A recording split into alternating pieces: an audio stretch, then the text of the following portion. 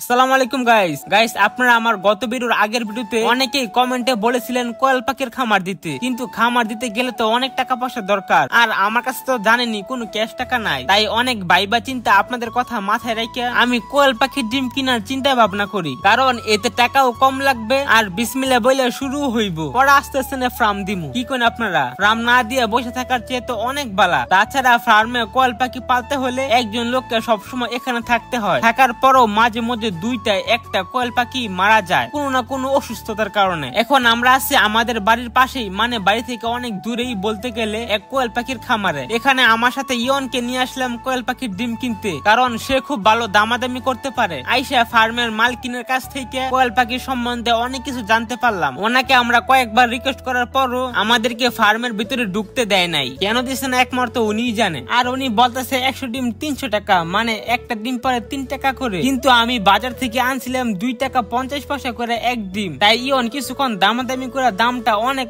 অনেক কমাইছে। কত টাকা কমাইছে আমি আপনাদেরকে বলতাম, কিন্তু মহিলাই না করছে। কিন্তু সমস্যা নাই, লাভ তো আমাদেরই হয়েছে। তাই ইয়নকে ধন্যবাদ জানাইয়া বিদায় দিয়ে আমি হাঁটতে হাঁটতে আমাদের দোকানে আইসা পড়ি। আব্বারে দেখানোর পর আব্বাই দাম শুনে বলতেছে না মোটামুটি ভালোই হয়েছে। আমি বাড়িতে আইসা আগে ডিমগুলা গুনতে থাকি 100টা আছে কিনা। না, আলহামদুলিল্লাহ পুরো 100টাই আছে। তাই 30টা ডিম মারে দিয়ে দিলাম তাড়াতাড়ি সিদ্ধ করার লাগিয়া, কারণ আমরা আপাতত ডিম বিক্রি কইরা সবাইকে জানাই দিমু আমরা প্রত্যেকদিন আমাদের দোকানে কোয়েল পাখি ডিম বিক্রি করি। তাইলে পরে যখন কোয়েল পাখির খামার দিমু ছোটখাটো একটা, তখন আর ডিম বিক্রি করার লাগে বসে থাকতে হইব না। সবার আগে থেকে জানা থাকবো যে আমরা আমাদের দোকানে কোয়েল পাখি ডিম বিক্রি করি, মানে বলতে গেলে এক ডিলে 2 পাখি। এই উদ্যোগটা নেওয়া কেমন হয়েছে কমেন্টে জানায়েন তো সবাই। আর অল্প টাকার মধ্যে যদি এর থেকে কোনো ভালো উদ্যোগ থাকে তাহলে আপনারা কমেন্টে আমাকে বললেন, আমি ইনশাআল্লাহ আপনার কমেন্টের রিপ্লাই দিব। আজকে সন্ধ্যার সময় আব্বাই ডাক্তারের কাছে যাইবো, কারণ 3 মাস আগে থেকে ডাক্তারের কাছে যাওয়ার কথা ছিল আব্বার পাওটা দেখানো লাগে, কিন্তু টাকা না থাকায় আর যাওয়া হয় নাই। তাই আজকে যেভাবেই হোক আব্বার ডাক্তারের কাছে যাইতেই হইব। আর সমস্যা নাই, দোকানে বসার লাগে তো আমি আসি। ওই তাছাড়া আইসা যদি কেউ জালমুড়ি চায় আমি সাথে সাথে আব্বার মতো জালমুড়ি বানাই দিতে পারবো, কারণ আব্বাই আমার সবকিছু শিখাইয়া রাখছে। সাথে আবার কোয়েল পাখির ডিম তো আছেই, কাস্টমার চাইলেই দিয়ে দিমু, কোনো চিন্তা নাই আমার। এখন গাড়ি এসে পড়ছে, আব্বাই হাসপাতালে চলে যাইবো। সবাই শুধু আমার আব্বার জন্য দোয়া করেন যাতে ভালো একটা রিপোর্ট আসে। আব্বাই যাওয়ার পর আমার প্রথম অর্ডারই আসে 2টা রং চা। আর রং চা